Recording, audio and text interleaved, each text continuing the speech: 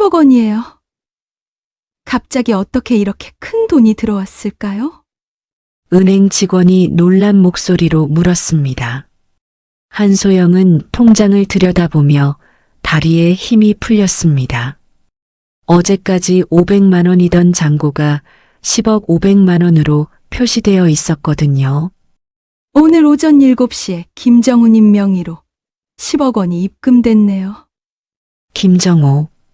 어제 지하철에서 자신이 구해준 그 할아버지였습니다. 등록금 마련을 위해 모아둔 500만 원을 병원비로 써버린 가난한 의대생. 그런 그녀에게 갑자기 날아든 10억 원. 하지만 소영은 몰랐습니다. 이 돈이 축복이 될지 저주가 될지를. 그리고 자신을 의심하는 차가운 시선들이 기다리고 있다는 것을. 사연 시작 전 구독, 좋아요 꾹 눌러주세요. 우리의 인생은 함께 살아가는 삶이지요. 누군가에게 도움을 준다는 것만으로 함께 살아가는 인생임을 느끼게 합니다. 구독, 좋아요 누르시는 것만으로도 저에게 큰 도움을 주시는 거랍니다. 정말 감사합니다. 도움의 손길을 받아 오늘의 사연 시작합니다. 새벽 4시 편의점 문을 닫고 나온 한소영의 어깨가 축 처졌습니다. 밤새 서 있던 다리가 후들거렸지만 집에 갈 시간은 없었습니다. 1교시 해부학 강의까지 3시간 지하철로 이동하면서 교과서라도 펼쳐야 했습니다. 오늘도 무사히. 소영이 작게 중얼거리며 지하철 계단을 내려가던 순간이었습니다. 쿵 하는 소리와 함께 앞서 걸어가던 할아버지가 계단 중간에서 그대로 쓰러졌습니다. 소영이 달려갔습니다. 할아버지는 가슴을 꽉 움켜쥐고 있었고 얼굴이 새하얗게 질려 있었습니다. 할아버지, 괜찮으세요? 출근길 사람들이 하나둘 멈춰 서기 시작했습니다. 하지만 아무도 다가오지 않았습니다. 모두 스마트폰을 꺼내 영상을 찍기만 할 뿐이었습니다. 숨이 안 쉬어져. 할아버지가 간신히 말했습니다. 소영이 재빨리 할아버지의 맥박을 확인했습니다. 불규칙하고 빨랐습니다. 119에 신고했어요? 소영이 주변 사람들에게 외쳤습니다. 아직? 누군가 대답했습니다. 지금 당장 신고해 주세요. 소영이 할아버지를 눕혔습니다. 의대 3년차에서 배운 응급처치가 머릿속에 떠올랐습니다. 할아버지, 천천히 숨 쉬세요. 제가 도와드릴게요. 소영이 할아버지의 옷깃을 느슨하게 풀어주며 말했습니다. 할아버지의 손이 차갑게 식어가고 있었습니다. 고마워요. 아가씨. 할아버지가 힘없이 속삭였습니다. 15분 후 구급차가 도착했습니다. 소영이 구급대원에게 상황을 설명했습니다. 심근경색 의심됩니다. 맥박이 불규칙하고 흉통을 호소하고 계세요. 보호자세요? 구급대원이 물었습니다. 아니요, 길에서 쓰러지신 걸 도와드린 거예요. 소영이 대답했습니다. 구급차 안에서 할아버지가 소영의 손을 꼭 잡았습니다. 아가씨, 혹시 병원까지? 당연히 같이 가야죠. 소영이 단호하게 말했습니다. 병원 응급실은 새벽임에도 바빴습니다. 의사가 검사 결과를 들고 나왔습니다. 급성 심근경색이 맞습니다. 지금 당장 스텐트 시술을 해야 해요. 의사가 심각한 표정으로 말했습니다. 비용이 얼마나 될까요?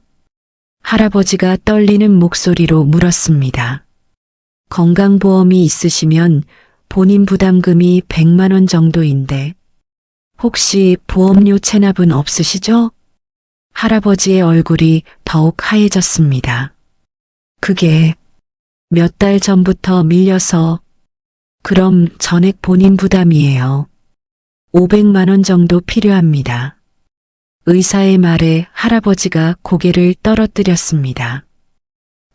그럼 수술을 안 하면 생명이 위험합니다. 지금 당장 결정하셔야 해요. 할아버지가 주머니에서 낡은 지갑을 꺼냈습니다. 몇 장의 만원권이 전부였습니다. 가족분께 연락드릴까요? 간호사가 물었습니다. 연락할 사람이 없어요. 할아버지가 힘없이 말했습니다. 소영이 할아버지를 바라보았습니다. 굳은 살이 박힌 손, 낡은 옷, 그리고 절망에 찬 눈빛. 자신의 어머니와 똑같은 처지였습니다. 잠깐만요. 소영이 원무과로 향했습니다. 창구 직원이 고개를 들었습니다. 수술비 결제하러 왔는데요. 보호자세요? 아니요. 제가 대신 낼게요. 소영이 가방에서 통장을 꺼냈습니다. 다음 학기 등록금으로 모아둔 300만 원과 생활비 200만 원이 전부였습니다. 500만 원 결제하겠습니다. 잠깐, 정말 괜찮으세요? 거액인데. 직원이 놀란 표정으로 물었습니다. 네, 괜찮아요. 소영이 단호하게 대답했습니다. 수술이 시작되었습니다.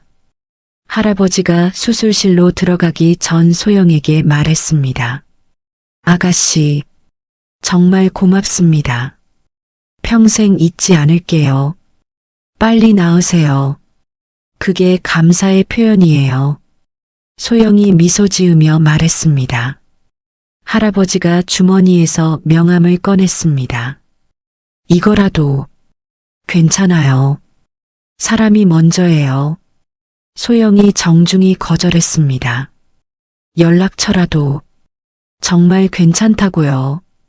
할아버지가 건강하시면 그걸로 충분해요. 3시간 후 수술이 성공적으로 끝났습니다. 의사가 나와서 말했습니다. 다행히 잘 됐습니다.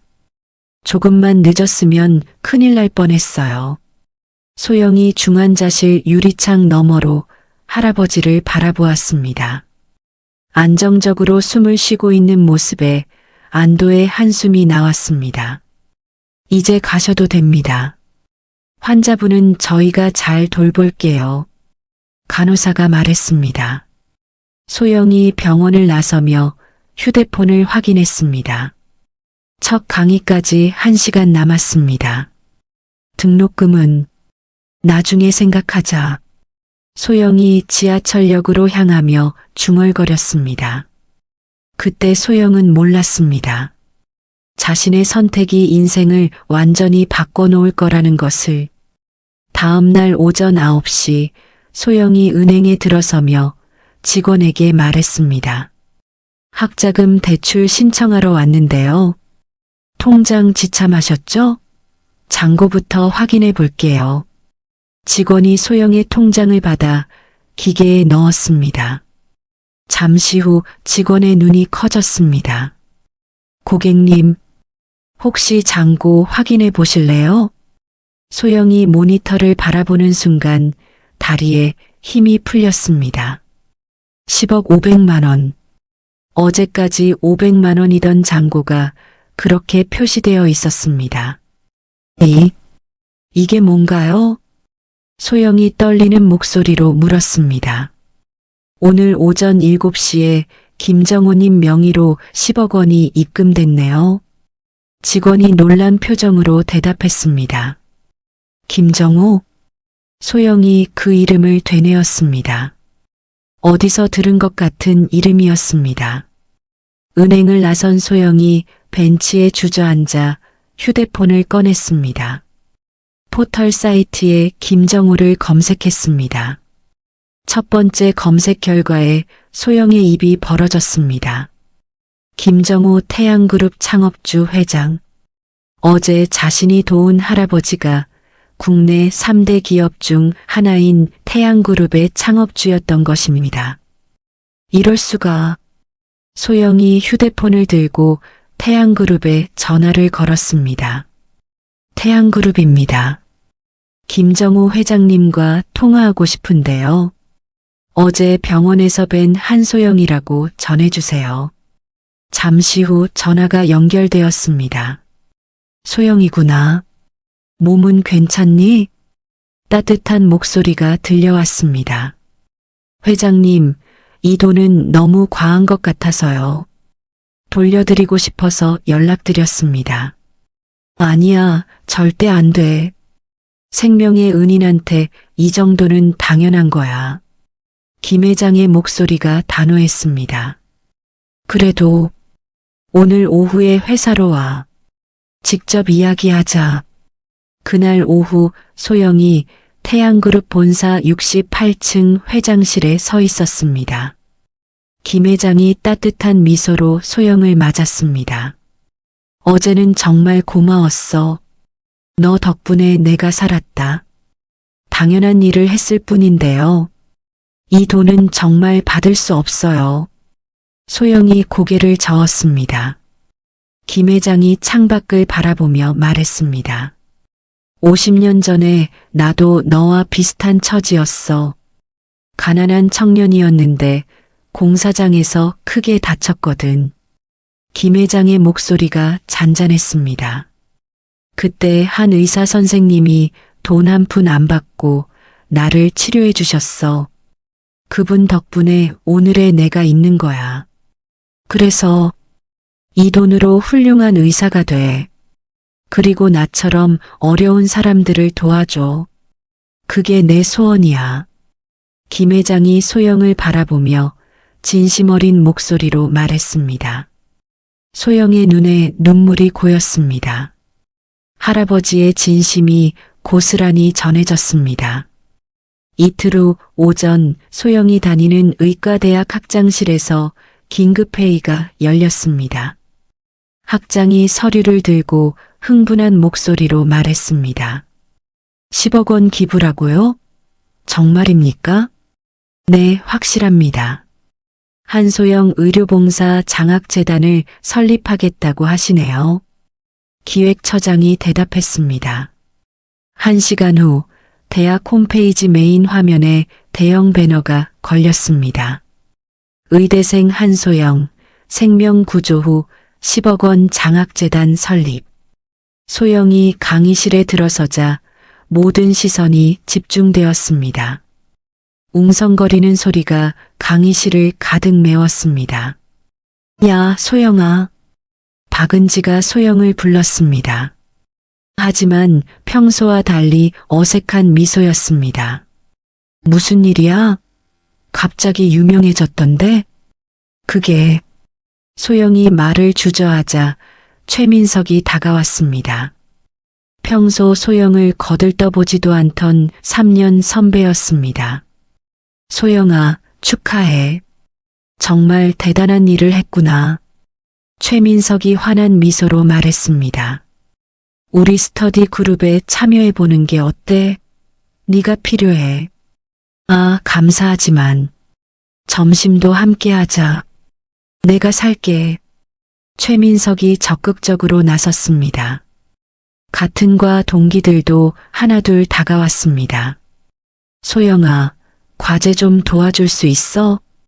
나도 도움이 필요한데. 함께 공부할래?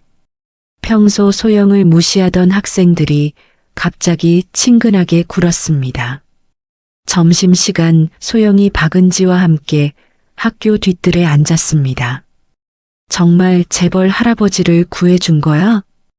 은지가 조심스럽게 물었습니다. 응, 지하철에서 쓰러지셔서. 와, 진짜 드라마 같다. 그런데 은지가 말을 멈췄습니다. 뭐? 아니야, 그냥. 갑자기 신기해서. 은지의 목소리에 묘한 감정이 섞여 있었습니다. 그때 대학 언론사 기자가 다가왔습니다. 한소영 학생이시죠? 인터뷰 요청드려도 될까요? 인터뷰요? 네, 정말 감동적인 이야기거든요. 학교 신문에 실으려고요. 소영이 당황하자 은지가 나섰습니다. 지금은 좀 곤란할 것 같은데요. 아, 그럼 나중에 연락드릴게요. 기자가 명함을 건네며 떠났습니다. 은지가 소영을 바라보며 말했습니다. 이제 정말 달라지겠다. 무슨 말이야? 우리 사이도 말이야. 은지의 말에 소영의 가슴이 먹먹해졌습니다. 일주일 후 태양그룹 본사 임원회의실에서 강민준이 서류를 내려놓았습니다. 아버지가 또 사기당하신 건 아닐까요? 민준이 차가운 목소리로 말했습니다. 무슨 말이냐? 김 회장이 눈살을 찌푸렸습니다. 10억 원이요. 너무 과한 것 같은데요. 목숨을 구해준 은인한테 과하다는 게 무슨 말이냐? 정말 우연이었을까요? 혹시 계획적으로 접근한 건 아닐까요? 민준의 의심 어린 목소리에 김 회장이 벌떡 일어났습니다. 그런 말하는 게 아니다. 확인해 보겠습니다. 민준이 단호하게 말했습니다. 이틀 후 민준이 사립탐정 사무소를 찾았습니다.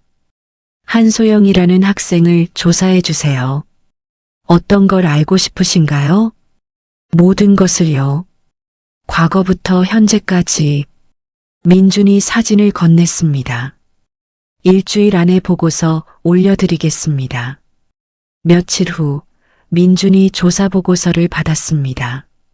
소영의 가난한 가정환경, 홀어머니, 성실한 생활 패턴이 적혀 있었습니다. 의심스러운 점은 없나요? 특별한 건 없습니다. 다만 경제적으로 매우 어려운 상황이네요. 등록금 마련도 힘들어 보이고요. 민준이 고개를 끄덕였습니다. 그럼 동기가 있는 거네요. 그런 식으로 해석할 수도 있겠지만 직접 확인해 보겠습니다. 민준이 가짜 신분증을 만들었습니다. 강준호, 27세, 대학원생. 다음 날 오후 소영이 아르바이트하는 카페에 민준이 나타났습니다. 어서 오세요. 소영이 밝은 미소로 맞았습니다. 아메리카노 한 잔 주세요. 민준이 소영을 유심히 관찰했습니다. 자연스럽고 진실해 보이는 모습이었습니다. 학생이세요? 소영이 커피를 건네며 물었습니다. 네, 대학원생이에요. 저도 학생이에요. 어느 과세요? 의대요. 소영이 수줍게 대답했습니다. 민준이 며칠간 카페를 찾았습니다. 소영이 손님들을 대하는 태도, 동료들과의 관계를 관찰했습니다. 모든 것이 자연스럽고 진심 어린 모습이었습니다. 요즘 바쁘세요? 민준이 물었습니다. 좀 바빠졌어요. 갑자기 유명해져서요. 소영이 쓴웃음을 지었습니다. 유명해졌다고요? 네, 좀 복잡한 일이 있었거든요. 소영의 표정이 어두워졌습니다. 민준이 그 표정을 놓치지 않았습니다. 진짜로 힘들어하는 것 같았습니다. 힘든 일이시면 괜찮아요. 시간이 해결해 주겠죠. 소영이 다시 미소를 지었습니다. 그날 밤 민준이 아버지에게 전화했습니다. 아버지, 그 학생 말인데요. 소영이 말이냐? 네, 직접 만나보니 나쁜 사람은 아닌 것 같은데. 그러니까 내가 그랬잖아. 하지만 확실히 하고 싶어요. 민준이 더 깊이 조사하기로 마음먹었습니다. 하지만 소영의 순수한 모습에 마음 한편이 흔들리기 시작했습니다. 카페에서 퇴근하는 소영을 바라보며 민준이 중얼거렸습니다. 정말 순수한 건가 아니면 연기인 건가? 소영이 지하철역으로 사라지는 모습을 보며 민준의 의심은 계속되었습니다. 하지만 동시에 그녀의 진심 어린 모습이 자꾸 떠올랐습니다. 2주 후 오후 민준이 카페에 들어서며 소영에게 말했습니다. 오늘 시간 있으세요? 네, 왜요? 소영이 밝게 대답했습니다. 잠깐 나가서 이야기할 수 있을까요? 지금요? 소영이 시계를 보았습니다. 중요한 얘기가 있어서요. 민준의 진지한 표정에 소영이 고개를 끄덕였습니다. 사장님, 잠깐 나갔다 올게요. 카페 밖으로 나선 소영이 민준을 바라보았습니다. 무슨 일이세요? 제 정체를 말씀드려야 할 것 같아서요. 민준이 주머니에서 명함을 꺼냈습니다. 소영이 명함을 받아보는 순간 얼굴이 하얗게 질렸습니다. 태양그룹 강민준 전무. 이게 뭐예요? 강준호는 가짜 이름이었어요. 민준이 차가운 목소리로 말했습니다. 소영의 손이 떨렸습니다. 왜 거짓말을? 확인하고 싶었거든요. 당신이 진짜 순수한 마음으로 아버지를 도운 건지. 아버지요? 김정우 회장이 제 아버지입니다. 소영이 뒤로 물러섰습니다. 배신감과 충격이 얼굴에 그대로 드러났습니다. 그럼 그동안 당신을 조사한 거죠. 민준의 말에 소영의 눈에 눈물이 고였습니다. 회사로 가시죠. 이야기할 게 있어요. 1시간 후 태양그룹 본사 회의실에 소영이 앉아 있었습니다. 주요 임원 10여 명이 그녀를 둘러싸고 있었습니다. 민준이 프레젠테이션 화면을 켜며 말했습니다. 한소영 씨의 경제적 상황을 보시죠. 화면에 소영의 가게 상황이 나타났습니다. 등록금 체납, 생활비 부족, 여러 개의 아르바이트. 임원들이 소영을 바라보았습니다. 500만 원이 간절히 필요한 상황이었죠. 그게 뭔 상관이에요? 소영이 떨리는 목소리로 말했습니다. 우연히 쓰러진 게 아니라 계획적으로 접근했을 가능성이 있습니다. 민준이 단호하게 말했습니다. 말도 안 돼요. 저는 그냥 병원비를 낼 때 주저하지 않으셨죠? 500만 원을 그냥? 사람이 죽어가는데 돈이 중요해요?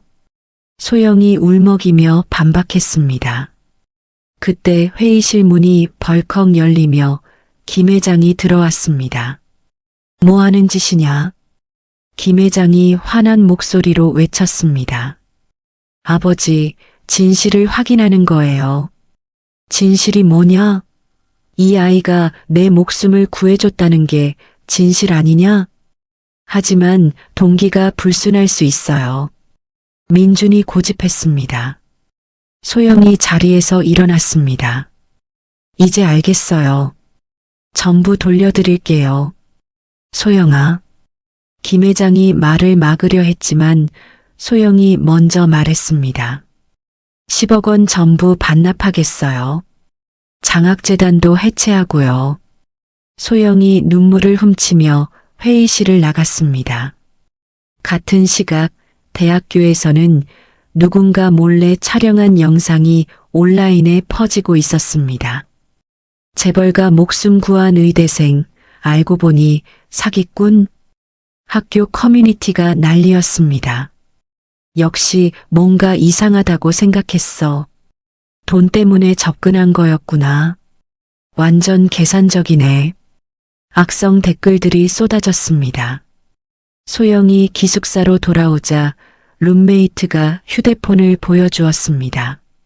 소영아, 이거 뭐야? 화면에는 소영의 사진과 함께 악성 루머가 가득했습니다. 강의실에서도 상황은 마찬가지였습니다. 학생들이 소영을 보며 수군거렸습니다. 제가 그 유명한 한소영이야?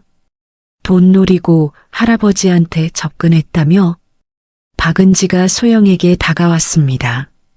소영아, 정말 순수한 마음이었던 거 맞아? 은지야, 조금이라도 계산이 있었던 건 아니야? 솔직히 말해봐. 은지의 말에 소영의 마음이 무너졌습니다. 가장 가까운 친구마저 자신을 의심하고 있었습니다. 나도 모르겠어. 이제 뭐가 진짜인지. 소영이 고개를 떨어뜨렸습니다. 교수들도 냉담한 시선을 보내기 시작했습니다. 한소영 학생, 요즘 소문이 안 좋던데? 해부학 교수가 소영을 따로 불렀습니다. 교수님, 그건 학교 이미지에 좋지 않아. 조용히 처신하길 바라. 소영이 복도를 지날 때마다 시선과 수군거림이 따라왔습니다. 저기 간다. 그 사기꾼. 재벌 할아버지 속이네. 완전 계산적이야. 점심시간 소영이 혼자 구석 자리에 앉았습니다. 평소 함께 앉던 친구들이 모두 다른 자리로 이동했습니다. 은지마저 다른 테이블에서 소영을 피하는 시선을 보냈습니다. 소영이 기숙사 방으로 돌아와 침대에 쓰러졌습니다. 차라리 그날 모른 척 지나갔으면. 소영이 베개에 얼굴을 묻고 울었습니다. 밖에서는 여전히 악성 댓글들이 쏟아지고 있었습니다. 한소영 퇴학시켜야 해. 의대에 이런 애가 있다니. 재벌들도 호구네. 소영의 휴대폰이 울렸습니다. 어머니의 전화였습니다. 소영아, 인터넷에 이상한 글이 많이 올라왔던데. 엄마, 괜찮니? 무슨 일이야? 소영이 더 이상 말할 수 없어 전화를 끊었습니다. 창밖을 바라보며 소영이 중얼거렸습니다. 왜 좋은 일을 하려고 했을까? 그날 밤 소영은 잠을 이룰 수 없었습니다. 세상의 모든 시선이 자신을 의심하고 있는 것 같았습니다. 그리고 무엇보다 강민준의 차가운 눈빛이 계속 떠올랐습니다. 믿었던 사람에게 배신당한 아픔이 가슴 깊이 박혔습니다. 절망 속에서 일주일을 보낸 어느 저녁, 소영의 자취방 현관벨이 울렸습니다. 소영이 문을 열자 김 회장이 서 있었습니다. 회장님, 소영이 깜짝 놀라며 말했습니다. 들어가도 되겠니? 김 회장이 따뜻한 미소를 지으며 물었습니다. 네, 그런데 여기 너무 좁고. 괜찮다. 김 회장이 반지하 자취방을 둘러보았습니다. 냉장고에는 라면과 김치만 달랑 있었고 책상에는 의학 서적들이 가득했습니다. 앉으세요. 소영이 의자를 내주었습니다. 김 회장이 책상을 보며 말했습니다. 정말 열심히 공부하는구나. 죄송해요. 이런 곳에 모시고 이런 곳에서도 꿈을 포기하지 않는 네가 대단해. 김 회장의 말에 소영의 눈에 눈물이 고였습니다. 회장님, 정말 죄송해요. 민준 씨가 의심하는 게 맞을지도. 아니야, 절대 아니야. 김 회장이 단호하게 말했습니다. 내가 왜 확신하는지 알려줄게. 김 회장이 창밖을 바라보며 말했습니다. 1974년이었어. 나도 너만한 나이였지. 김 회장의 목소리가 잔잔해졌습니다. 그때 난 가난한 청년이었어. 건설 현장에서 일하다가 큰 사고를 당했거든. 사고요? 콘크리트 덩어리가 떨어져서 다리를 크게 다쳤어. 병원비가 없어서 포기하려고 했지. 김 회장이 소영을 바라보며 계속했습니다. 그때 한 의사 선생님이 나타나셨어. 돈 한 푼 안 받고 수술해 주셨지. 정말요? 그분이 안 계셨다면 난 평생 절름발이로 살았을 거야. 아니, 죽었을 수도 있고. 김 회장의 눈에도 눈물이 맺혔습니다. 그분 덕분에 다시 일할 수 있었고 작은 건설업체를 시작할 수 있었어. 그래서 태양그룹이. 맞아. 그분의 은혜로 오늘의 내가 있는 거지. 김 회장이 소영의 손을 잡았습니다. 네가 나를 도와준 순간 50년 전 그 의사 선생님이 떠올랐어. 똑같은 마음씨더라고. 회장님, 세상 사람들이 뭐라고 하든 상관없어. 나는 내 마음을 알고 있으니까. 소영이 참았던 눈물을 쏟아냈습니다. 포기하지 마. 꿈을 향해 계속 나아가렴. 김 회장이 일어서며 말했습니다. 더 좋은 곳으로 이사하자. 내가 도와줄게. 아니에요. 제 힘으로 살고 싶어요. 그래, 그 마음이 바로 너답구나. 김 회장이 웃으며 문을 나섰습니다. 진짜 딸을 얻은 기분이야. 같은 시각 민준이 사립탐정사무소에서 추가 조사 보고서를 받고 있었습니다. 더 자세한 내용 나왔나요? 네, 이걸 보세요. 탐정이 두꺼운 파일을 내밀었습니다. 민준이 첫 장을 펼치는 순간 표정이 굳었습니다. 중학교 1학년 때 길고양이 치료비. 네, 교통사고 당한 고양이를 한 달간 돌보며 용돈을 모아 동물병원에 데려갔다고 하네요. 민준이 다음 장을 넘겼습니다. 고등학교 때는 치매 할머니를, 혼자 사는 할머니를 1년간 매일 돌봤답니다. 병원 동행, 약 챙기기까지. 민준의 손이 떨렸습니다. 대학 와서도 룸메이트 등록금을 150만 원을 빌려줬는데 아직도 받지 못했다고 하네요. 그런데 재촉하지도 않는다고. 민준이 보고서를 덮으며 의자에 깊이 앉았습니다. 15년간 계속 이런 식이었다고요? 네, 패턴이 일관돼요. 항상 자신보다 어려운 사람을 먼저 생각하더라고요. 민준이 고개를 떨어뜨렸습니다. 자신의 판단이 완전히 틀렸다는 것을 인정할 수밖에 없었습니다. 제가 완전히 잘못 생각했네요. 조사해보니 정말 순수한 분 같더라고요. 민준이 탐정사무소를 나서며 휴대폰을 꺼냈습니다. 아버지에게 전화를 걸었습니다. 아버지, 죄송해요. 무슨 일이냐? 소영 씨에 대해서요. 제가 완전히 오해했어요. 김 회장의 한숨 소리가 들렸습니다. 이제라도 알아서 다행이다.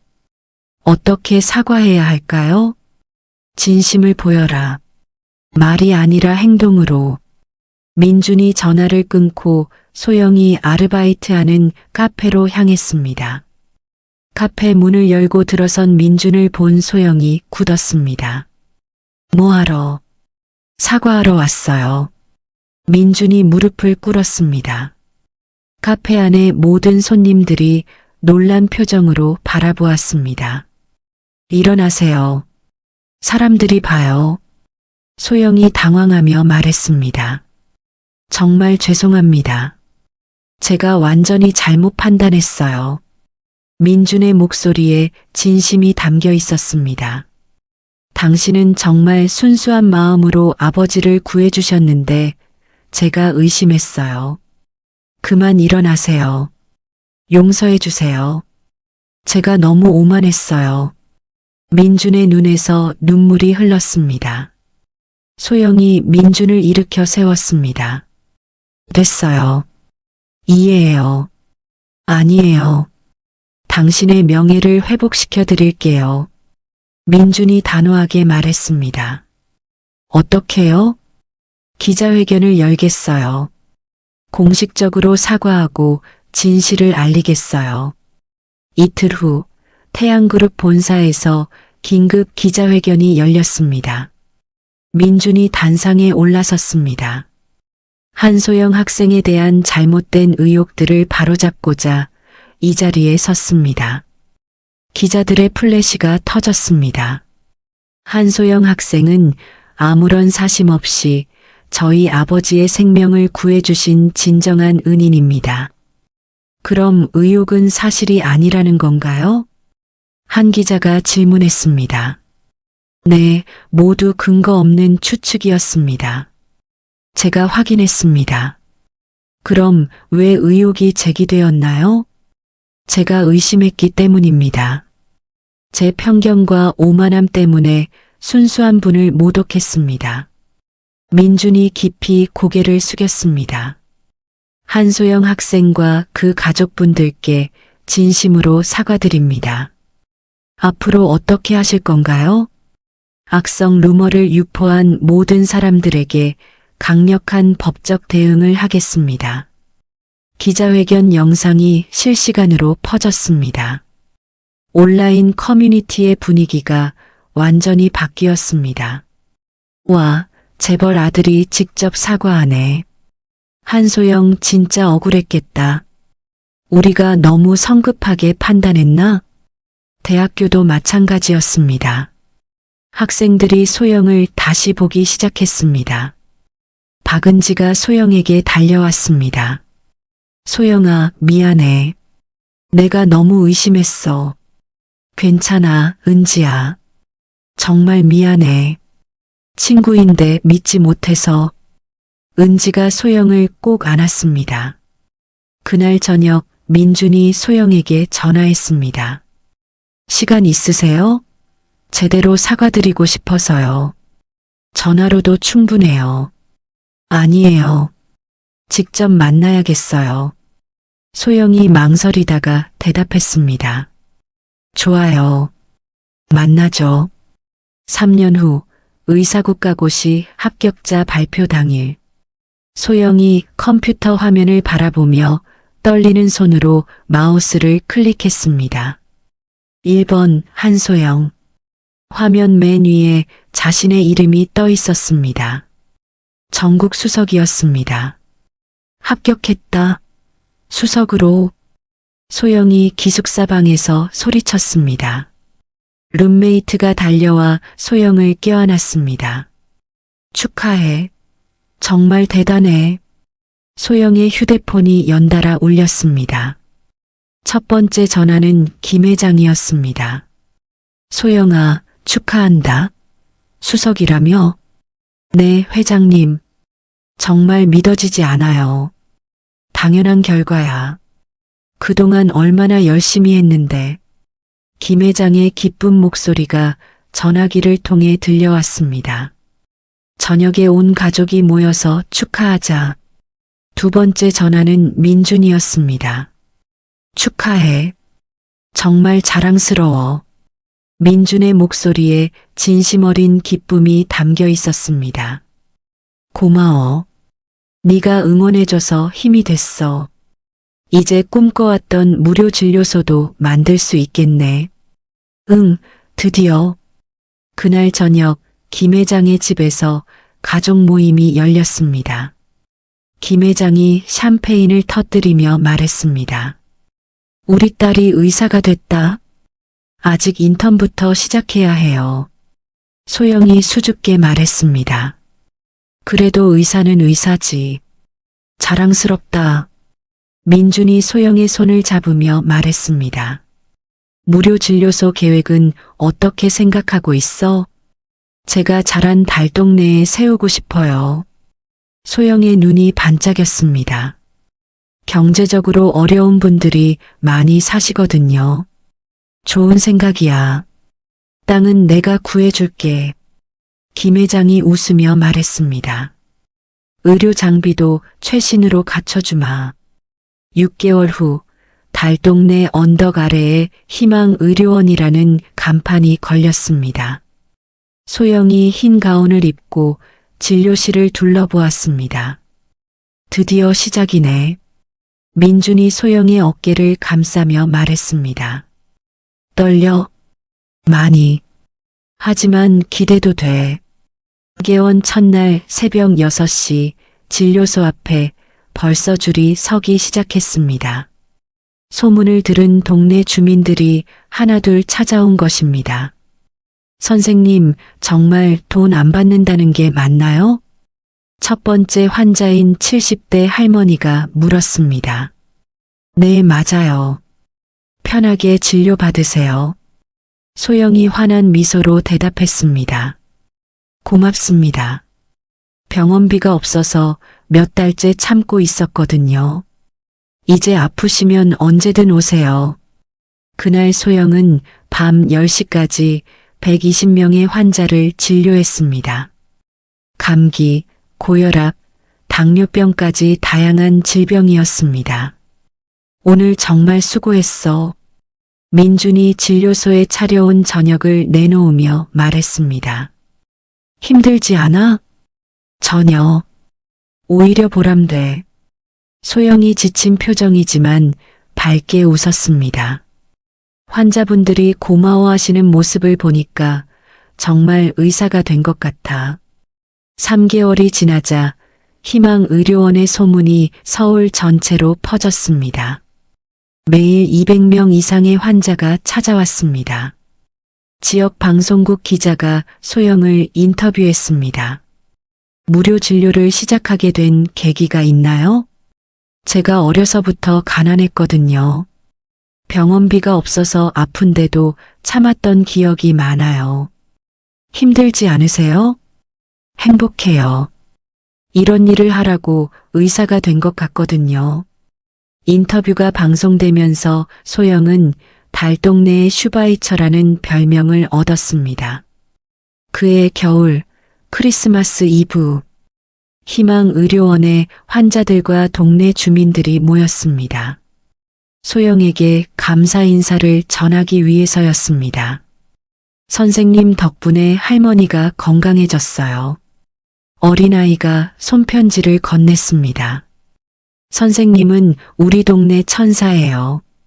한 아주머니가 눈물을 닦으며 말했습니다. 그때 민준이 나타났습니다. 손에는 빨간 장미 꽃다발을 들고 있었습니다. 소영아. 민준이 무릎을 꿇었습니다. 모든 사람들이 숨을 죽였습니다. 나와 결혼해 줄래? 민준이 반지를 꺼냈습니다. 소영의 눈에서 눈물이 흘렀습니다. 정말? 너와 함께 더 많은 사람들을 도우며 살고 싶어? 네. 소영이 큰 소리로 대답했습니다. 환자들과 주민들이 박수를 쳤습니다. 김 회장도 눈물을 훔치며 박수를 보냈습니다. 축하해요, 선생님. 정말 잘 어울려요. 행복하세요. 축하 인사가 의료원을 가득 메웠습니다. 민준이 소영에게 반지를 끼워주며 말했습니다. 고마워. 네가 있어서 내 인생이 더 의미 있어졌어. 나야말로 너 때문에 더 큰 꿈을 꿀 수 있게 됐어. 김 회장이 다가와 두 사람을 껴안았습니다. 정말 축하한다. 세상에서 가장 아름다운 커플이야. 회장님 덕분에 이 모든 일이 가능했어요. 소영이 김 회장에게 고마움을 표했습니다. 아니야, 너의 선한 마음이 모든 걸 만들어낸 거야. 그날 밤 소영이 진료소에서 마지막 정리를 하고 있었습니다. 벽에 걸린 환자들의 편지와 그림들을 바라보며 미소 지었습니다. 4년 전 지하철 계단에서 할아버지를 만났을 때는 이런 일이 일어날 줄 몰랐지.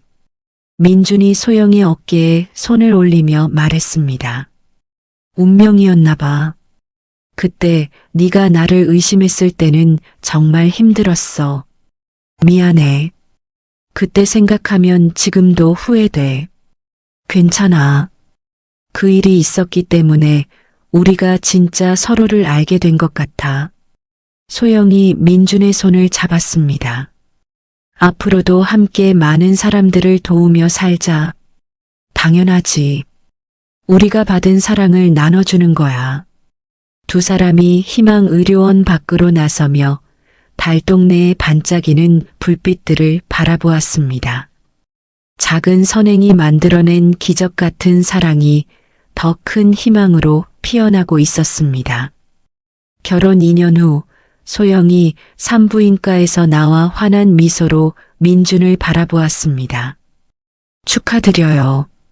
8주 차세요. 의사의 말에 민준이 소영을 꼭 안았습니다. 정말? 아기가? 응, 우리 아기야. 소영이 초음파 사진을 보여주었습니다. 아버지께 빨리 알려드리자. 민준이 설레는 목소리로 말했습니다. 회장님이 얼마나 기뻐하실까. 그날 저녁 김 회장의 집에서 가족 저녁 식사가 열렸습니다. 할아버지가 되신 걸 축하드려요. 소영이 초음파 사진을 건네며 말했습니다. 김 회장이 사진을 받아들고 한참 바라보았습니다. 정말이야? 네, 8주 되었어요. 김 회장의 눈에 눈물이 고였습니다. 고맙다, 소영아. 살아서 손자를 보게 되다니. 건강한 아이로 낳을게요. 민준이 아버지의 어깨에 손을 올리며 말했습니다. 아버지도 건강하셔야 손자랑 같이 놀 수 있어요. 그때 김 회장이 갑자기 얼굴을 찌푸렸습니다. 아버지, 괜찮으세요? 아니야, 그냥 속이 좀. 김 회장이 복부를 만지며 말했습니다. 요즘 소화가 잘 안 되더라. 병원에 한번 가보세요. 소영이 걱정스럽게 말했습니다. 괜찮아. 나이 들면 그런 거지. 하지만 김 회장의 얼굴색이 평소와 달랐습니다. 일주일 후 김 회장이 정기검진을 받으러 병원에 갔습니다. 복부 초음파 검사에서 이상 소견이 발견되었습니다. 추가 검사가 필요하겠네요. 의사가 심각한 표정으로 말했습니다. CT와 MRI를 찍어보겠습니다. 김 회장이 혼자 검사 결과를 들었습니다. 췌장의 종양이 보입니다. 의사의 말에 김 회장의 얼굴이 하얗게 변했습니다. 종양이요? 3기 췌장암으로 보입니다. 혈관과 림프절까지 침범했어요. 그럼 수술은 가능하지만 완치 가능성은 30% 정도입니다. 김 회장이 의자에 털썩 앉았습니다. 가족분들과 상의해서 치료 계획을 세우시길 바랍니다. 김 회장이 집에 돌아와서도 가족들에게 말하지 못했습니다. 소영의 임신 소식에 들떠있는 가족들을 보니 차마 입이 떨어지지 않았습니다. 며칠이 지나자 김 회장의 식욕이 눈에 띄게 떨어졌습니다. 10kg이 빠지고 얼굴에 황달기가 돌기 시작했습니다. 아버지, 얼굴이 노래졌어요. 민준이 걱정스럽게 말했습니다. 그냥 피곤해서 그래. 병원에 가보세요. 정말 이상해요. 소영도 의사의 눈으로 김 회장을 살펴보았습니다. 명백히 췌장 관련 증상들이었습니다. 회장님, 혹시 최근에 검진 받으셨어요? 받았는데. 별거 아니라고 했어. 소영이 김 회장의 병원 기록을 몰래 확인해 보았습니다. 췌장암 3기라는 진단명이 눈에 들어왔습니다.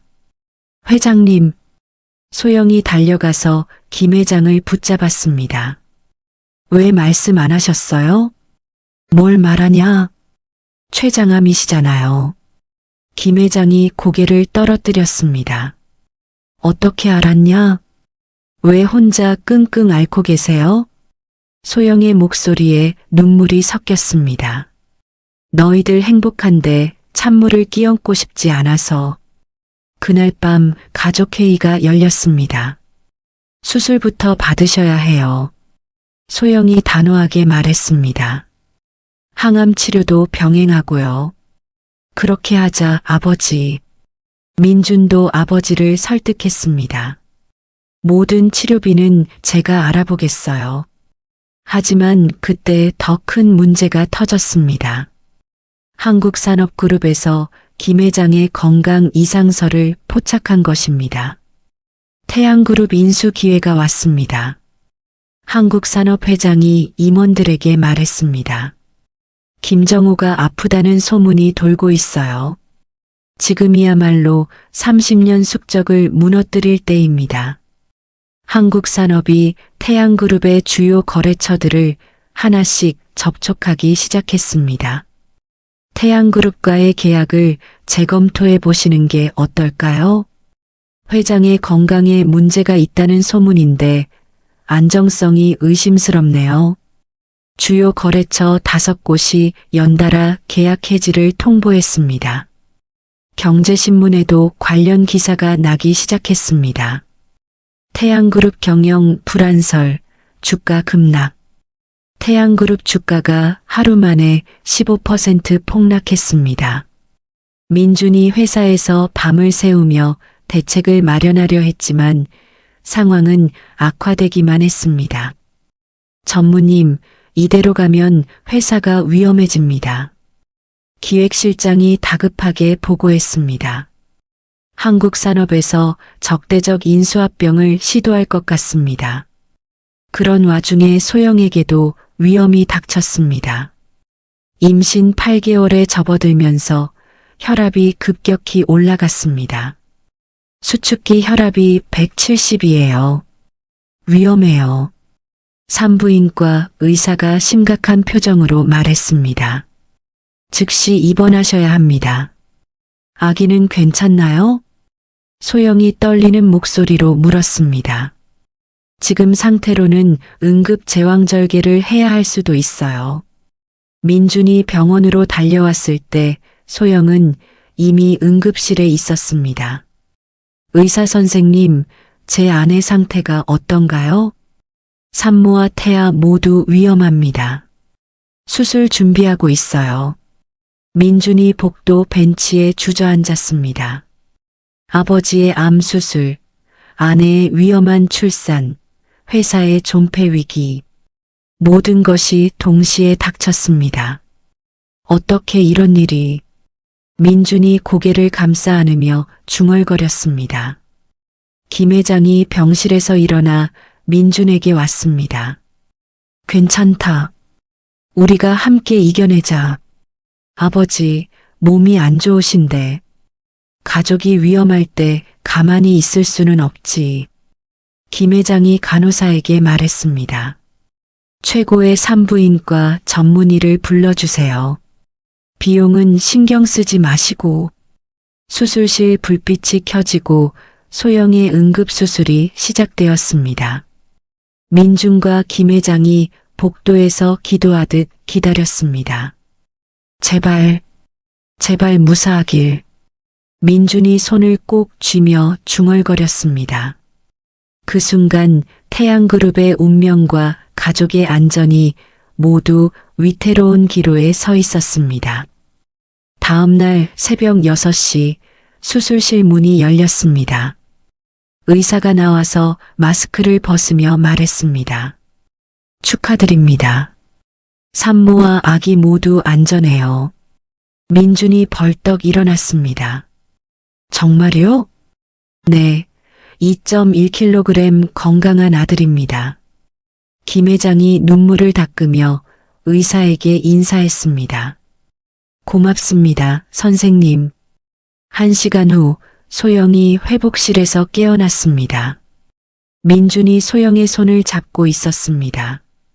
고생했어. 정말 고생했어. 아기는 건강해. 아들이야. 소영이 미소를 지었습니다. 회장님은 어떠세요? 괜찮으셔. 손자 보시고 완전히 달라지셨어. 신생아실에서 김 회장이 인큐베이터 안에 손자를 바라보고 있었습니다. 도연이야, 할아버지야. 김 회장이 작은 목소리로 중얼거렸습니다. 너 때문에 할아버지가 더 오래 살아야겠다. 소영이 회복하자마자 김 회장의 치료에 전념했습니다. 독일과 미국의 췌장암 전문의들과 화상회의를 했습니다. 새로운 면역 치료법이 있습니다. 독일 하이델베르크 대학병원의 교수가 설명했습니다. 임상시험 참여가 가능하신가요? 물론입니다. 모든 준비를 해주세요. 소영이 즉시 대답했습니다. 미국 MD 앤더슨 암센터와도 연결되었습니다. 개인 맞춤 항암제 치료를 시도해 볼 수 있어요. 비용은 얼마나 될까요? 치료비보다 희망이 중요합니다. 소영이 밤낮으로 김 회장의 치료 계획을 세웠습니다. 한편 민주는 회사 위기 극복에 매달렸습니다. 핵심 임원들과 비상경영회의를 열었습니다. 한국 산업의 공격에 어떻게 대응할까요? 우호적 기관 투자자들과 연합을 구성하겠습니다. 민준이 단호하게 말했습니다. 그리고 회사의 미래 비전을 발표하겠어요. 민준이 밤새 프레젠테이션을 준비했습니다. 태양그룹의 새로운 방향성을 제시했습니다. 바이오 헬스케어와 신재생에너지에 집중하겠습니다. ESG 경영을 통해 지속 가능한 성장을 이뤄내겠어요. 투자자들이 민준의 발표에 주목하기 시작했습니다. 젊은 후계자의 리더십이 인상적이네요. 위기를 기회로 바꾸려는 의지가 보여요. 6개월 후 김 회장의 치료 결과가 나왔습니다. 의사가 CT 사진을 보여주며 말했습니다. 놀랍습니다. 종양이 거의 사라졌어요. 정말요? 소영이 믿을 수 없다는 표정으로 물었습니다. 암 수치도 정상 범위로 돌아왔습니다. 김 회장이 소영을 꼭 안았습니다. 고맙다, 딸아. 네가 아니었다면 불가능했을 거야. 가족이니까요. 대한암학회에서도 김 회장의 치료 사례에 주목했습니다. 학회에서 발표해달라고 요청이 왔어요. 담당 의사가 소영에게 말했습니다. 환자와 가족의 의지, 그리고 최신 치료법의 결합이 만든 기적이에요. 회사 상황도 완전히 바뀌었습니다. 태양그룹의 주가가 위기 이전보다 50% 상승했습니다. 시가총액 10조 원 돌파. 직원들이 환호했습니다. 한국 산업의 적대적 인수 시도는 완전히 무산되었습니다. 민준 전무의 경영 능력이 입증됐네요. 경제지 기자들이 보도했습니다. 위기를 기회로 바꾼 탁월한 리더십입니다. 김 회장이 민준을 불러 말했습니다. 이제 회장직을 너에게 넘겨주련다. 아직 이르지 않나요? 아니야. 네가 충분히 증명했어. 그럼 아버지는? 명예회장으로 물러나서 손자 돌보며 살겠다. 김 회장이 웃으며 말했습니다. 그해 연말 태양그룹 정기주주총회에서 세대교체가 공식 발표되었습니다. 강민준 신임 회장을 소개합니다. 박수가 쏟아졌습니다. 민준이 단상에 올라 말했습니다. 앞으로 더욱 사회적 책임을 다하는 기업이 되겠습니다. 매년 순이익의 15%를 의료복지에 투자하겠어요. 소영도 새로운 꿈을 키우고 있었습니다. 암 환자들을 위한 연구소를 만들고 싶어요. 좋은 생각이야. 지원해 줄게. 민준이 격려했습니다. 더 많은 사람들에게 희망을 주고 싶어요. 희망의료재단도 전국 12개 도시로 확장되었습니다. 연간 15만 명의 환자가 무료 진료를 받았습니다. 소영 원장님 덕분에 살았어요. 환자들의 감사 편지가 매일 쌓였습니다. 김 회장이 도연이를 안고 공원을 산책했습니다. 할아버지, 저새 예뻐요. 그래, 예쁘구나. 할아버지는 왜 울어요? 행복해서 그래. 김 회장이 손자를 더 꼭 안았습니다. 할아버지가 이렇게 행복할 줄 몰랐단다. 저녁 식탁에서 온 가족이 모였습니다. 올해는 정말 기적 같은 한 해였어. 민준이 말했습니다. 아버지 건강도 회복되시고 도연이도 태어나고 회사도 더 발전했고요. 소영이 덧붙였습니다. 김 회장이 와인잔을 들며 말했습니다. 가장 큰 기적은 우리가 함께라는 거야. 정말 감사해요, 아버지. 소영이 고개를 숙였습니다. 나야말로 고맙다. 너희 덕분에 제2의 인생을 사는 것 같아. 도연이가 할아버지 무릎에서 까르르 웃었습니다. 그 웃음소리가 집안을 따뜻하게 채웠습니다.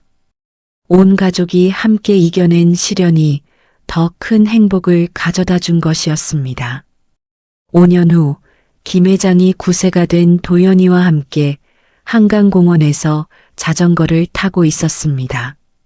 할아버지, 더 빨리요. 도연이가 깔깔 웃으며 말했습니다. 알겠다, 우리 도연이. 김 회장이 건강한 모습으로 자전거를 힘차게 밟았습니다. 할아버지, 나중에 커서 뭐가 될까요? 뭐가 되고 싶은데? 엄마처럼 의사가 되어서 아픈 사람들 도와주고 싶어요. 김 회장이 자전거를 멈추고 도연이를 바라보았습니다. 정말? 네. 그리고 할아버지처럼 착한 사람이 되고 싶어요. 김 회장의 눈에 눈물이 고였습니다. 고맙다, 도연아. 할아버지가 정말 자랑스럽다. 같은 시각 희망의료재단 본부에서 소영이 회의를 진행하고 있었습니다. 올해 진료 환자가 15만 명을 넘었습니다. 직원이 보고했습니다. 전국 12개 지점이 모두 안정적으로 운영되고 있어요. 의대생 체험 프로그램 참여자도 300명이었고요. 소영이 만족스럽게 고개를 끄덕였습니다. 내년에는 암 환자 전용 병동도 추가로 만들어 보죠. 회의를 마친 소영이 민준의 회장실로 향했습니다. 어서 와. 민준이 환하게 웃으며 소영을 맞았습니다. 오늘 이사회에서 의료복지 예산이 통과됐어. 정말? 얼마나? 작년보다 30% 늘린 500억 원. 와, 대단해. 소영이 민준을 꼭 안았습니다. 이제 더 많은 사람들을 도울 수 있겠네. 우리 회사 직원들도 자랑스러워해. 착한 기업에서 일한다고. 그때 민준의 비서가 들어왔습니다. 회장님, 둘째 따님 서연이가 유치원에서 열이 난다고 연락 왔어요. 어머, 빨리 가야겠다. 소영이 서둘러 가방을 챙겼습니다. 유치원에 도착한 소영이 옷에 서연이를 안아들었습니다. 엄마, 머리가 아파요. 괜찮아, 엄마가 봐줄게.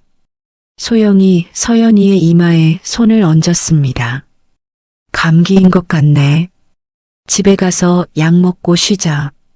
집에 돌아온 소영이 서연이를 재우고 거실로 나왔습니다.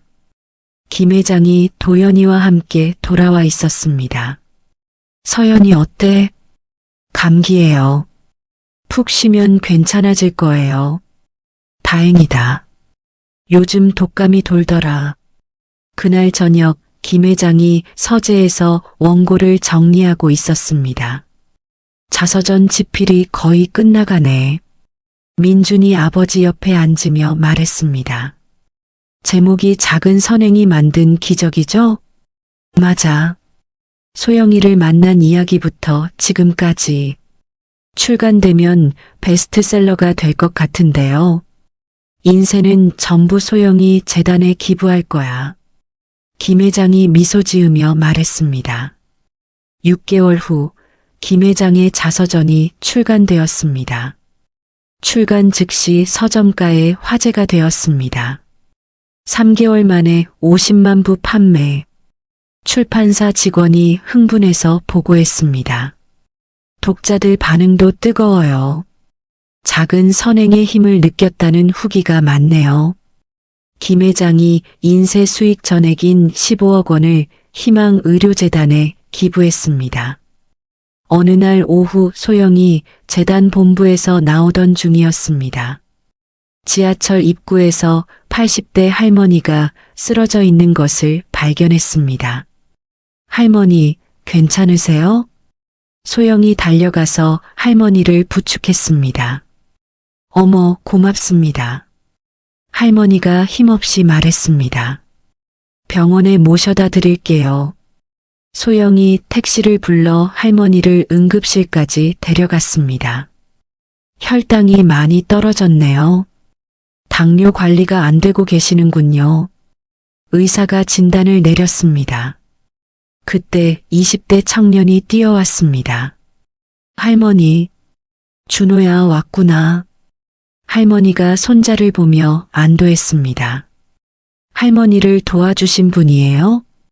준호가 소영에게 고개를 숙였습니다. 정말 감사합니다. 저는 이준호라고 해요. 한소영이에요. 당연한 일을 했을 뿐이에요. 의대생인데 돈이 없어서 할머니 병원비를. 준호가 어려운 표정으로 말했습니다.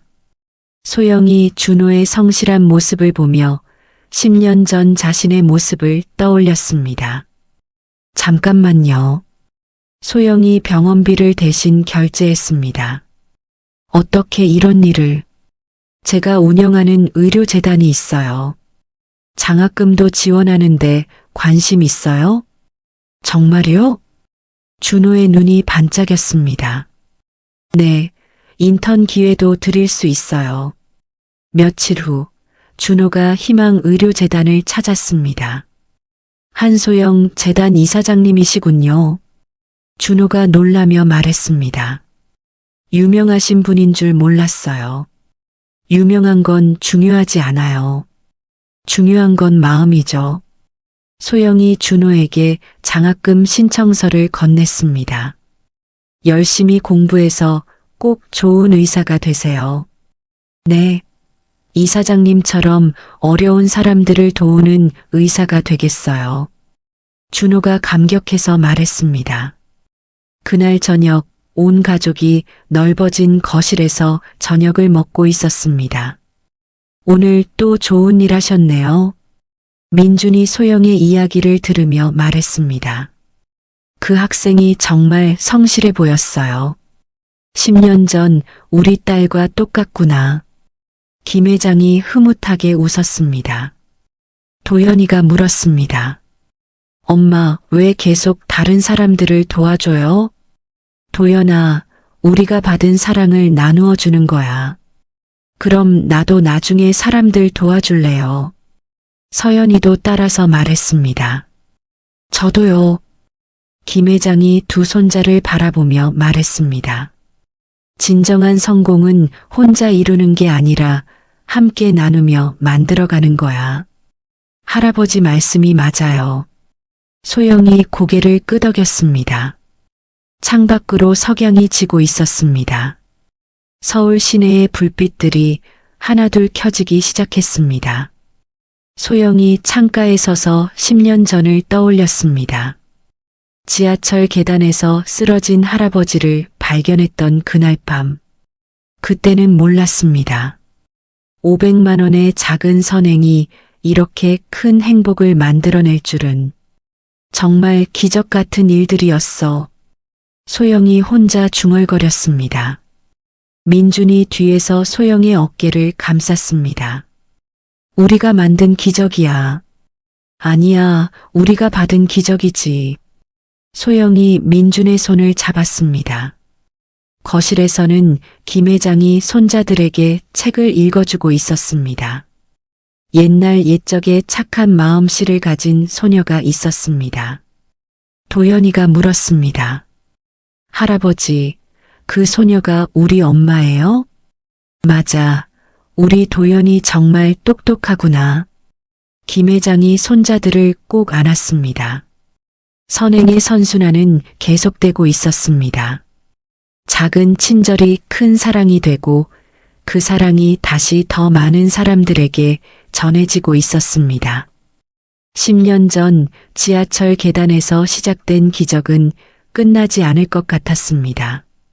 10년 후 따뜻한 봄날 오후 19세가 된 도연이가 의대 입학 통지서를 들고 집에 들어왔습니다. 엄마, 아빠, 합격했어요. 도연이가 환하게 웃으며 소리쳤습니다. 소영이 앞치마를 벗고 달려왔습니다. 정말 합격했어? 네, 서울대 의대요. 민준도 회사에서 급히 달려왔습니다. 우리 아들이 의대에. 온 가족이 도연이를 둘러싸고 축하했습니다. 15세가 된 서연이도 박수를 치며 말했습니다. 오빠 정말 축하해. 나도 오빠처럼 의사가 될 거야. 김 회장이 지팡이를 짚고 천천히 다가왔습니다. 88세가 된 그의 얼굴에는 깊은 주름이 있었지만 눈은 여전히 반짝였습니다. 도연아, 정말 자랑스럽다. 할아버지처럼 착한 의사가 되고 싶어요. 도연이가 할아버지를 꼭 안았습니다. 그래, 할아버지 믿는다. 그날 저녁 축하 파티에서 김 회장이 일어나 말했습니다. 20년 전 소영이가 우리 가족이 되면서 시작된 기적이 계속되고 있구나. 도연이가 의사가 되어서 더 많은 사람들을 도울 거야. 소영이 도연이의 어깨에 손을 올리며 말했습니다. 엄마가 걸어온 길을 따라가고 싶어요. 도연이가 진지하게 대답했습니다. 그리고 할아버지가 가르쳐 주신 나눔의 정신을 이어갈게요. 김 회장이 눈물을 훔쳤습니다. 고맙다, 도연아. 며칠 후 희망의료재단 20주년 기념식이 열렸습니다. 전국에서 300명의 의료진과 환자들이 모였습니다. 지난 20년간 200만 명의 환자를 무료로 진료했습니다. 직원이 보고했습니다. 1,500명의 의대생에게 장학금을 지원했고요. 소영이 단상에 올라 말했습니다. 이 모든 것이 가능했던 건 여러분의 도움 덕분이에요. 박수가 쏟아졌습니다. 그때 이준호가 흰 가운을 입고 나타났습니다. 10년 전 할머니를 도와준 그 학생이었습니다. 이사장님, 정말 오랜만이에요. 준호야, 이제 의사가 되었구나. 네, 다음 달부터 여기서 근무하게 됐어요. 준호가 환하게 웃었습니다. 이사장님 덕분에 꿈을 이룰 수 있었어요. 너의 노력이 있었기 때문이야. 소영이 준호의 손을 잡았습니다. 이제 너도 다른 사람들에게 희망을 주렴. 기념식이 끝나고 소영이 혼자 옥상에 올라갔습니다. 서울 시내가 한눈에 보이는 곳이었습니다. 민준이 뒤따라 올라왔습니다. 무슨 생각해? 20년 전 그날 생각하고 있었어. 소영이 민준의 어깨에 기댔습니다. 지하철 계단에서 할아버지를 만났던 그날. 그때 네가 그냥 지나쳤다면 어땠을까? 상상할 수 없어. 지금의 행복도 없었을 거고, 나도 너를 만나지 못했을 테고. 민준이 소영을 꼭 안았습니다. 우리 아이들도 없었을 거야. 정말 운명이었나 봐. 그때 김 회장이 서연이와 함께 옥상으로 올라왔습니다. 여기 계셨네요. 서연이가 뛰어와 소영을 안았습니다. 엄마, 할아버지가 옛날 이야기 해주셨어요. 어떤 이야기? 엄마가 할아버지 목숨 구해준 이야기요. 서연이가 눈을 반짝이며 말했습니다. 정말 멋있어요. 김 회장이 천천히 다가왔습니다. 소영아, 고맙다. 무슨 말씀이세요? 너 때문에 내가 20년을 더 살았어. 김 회장의 목소리가 떨렸습니다. 손자들이 자라는 것도 보고 너희가 행복한 것도 봤어. 회장님, 내 인생에서 가장 행복한 20년이었다. 김 회장이 소영의 손을 잡았습니다. 진짜 딸을 얻은 기분이야. 소영의 눈에서 눈물이 흘렀습니다. 저야말로 아버지 같은 분을 만나서 행복했어요. 도연이가 의대 생활을 시작한 지 6개월이 지났습니다. 어느 날 소영에게 전화를 걸었습니다.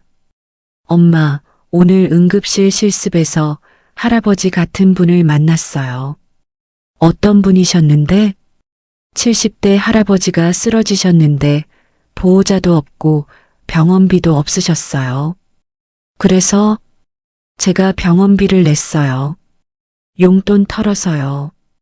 소영이 미소를 지었습니다. 잘했어, 도연아. 엄마가 20년 전에 했던 일을 이제야 이해한 것 같아요. 그래, 사람이 먼저라는 게 무슨 뜻인지 알겠어요.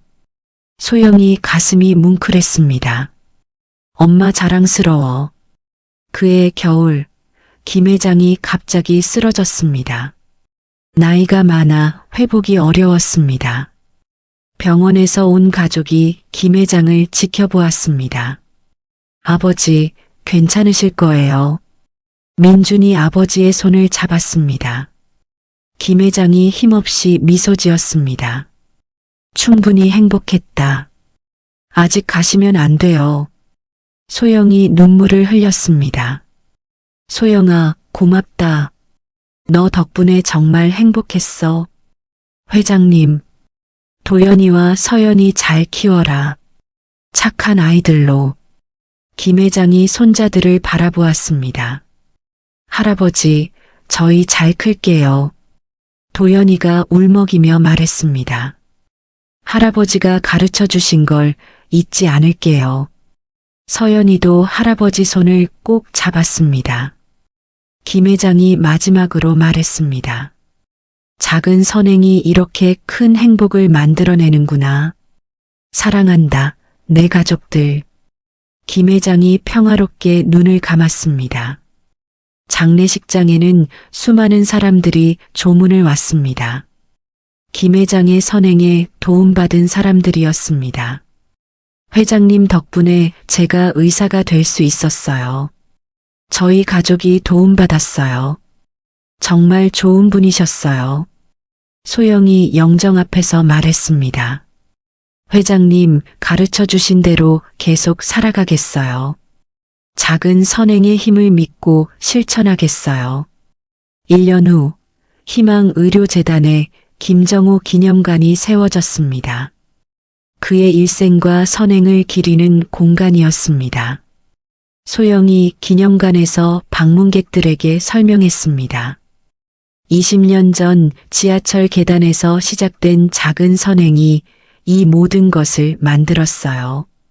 한 사람의 친절이 얼마나 많은 사람들에게 희망을 줄 수 있는지 보여주는 거죠. 어린 학생이 질문했습니다. 저도 그런 일을 할 수 있을까요? 물론이야. 작은 것부터 시작하면 돼. 소영이 아이의 머리를 쓰다듬었습니다. 네가 보여주는 작은 친절이 누군가에게는 큰 희망이 될 거야. 그날 저녁 가족들이 김 회장의 사진 앞에 모였습니다. 할아버지, 오늘도 좋은 일 많이 했어요. 도연이가 사진에 대고 말했습니다. 의대에서 열심히 공부하고 있어요. 서연이도 말했습니다. 저도 언니처럼 의사가 될 거예요. 소영과 민준이 아이들을 바라보았습니다. 회장님이 정말 좋아하실 거야. 우리가 그분의 뜻을 잘 이어가고 있다고 생각해요. 밤하늘에 별들이 반짝이고 있었습니다. 마치 김 회장이 하늘에서 가족들을 지켜보는 것 같았습니다. 소영이 창밖을 바라보며 생각했습니다. 20년 전 그 추운 새벽 지하철 계단에서 만난 운명적인 순간 500만 원의 작은 선행이 이렇게 큰 사랑의 이야기를 만들어냈습니다. 사랑은 끝나지 않았습니다. 도연이와 서연이를 통해 계속 이어질 것이고 그들이 도울 사람들을 통해 더욱 퍼져나갈 것이었습니다. 작은 선행이 만든 기적은 영원히 계속될 것입니다. 한 번의 작은 선택이 한 사람의 인생을 바꿨습니다. 지하철 계단에서 쓰러진 할아버지를 외면하지 않은 소영의 마음, 그 500만 원의 선행이 10억 원의 축복으로 돌아왔고, 의심과 오해라는 시련을 거쳐 진정한 사랑과 가족을 만들어냈죠.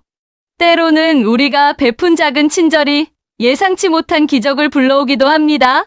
그리고 그 기적은 우리 혼자만의 것이 아니라 더 많은 사람들에게 희망의 씨앗이 되어 퍼져나가죠. 소영이 만든 희망의료재단처럼 받은 사랑을 다시 나누어주는 선순환. 여러분도 오늘 누군가에게 작은 친절을 베풀어 보세요.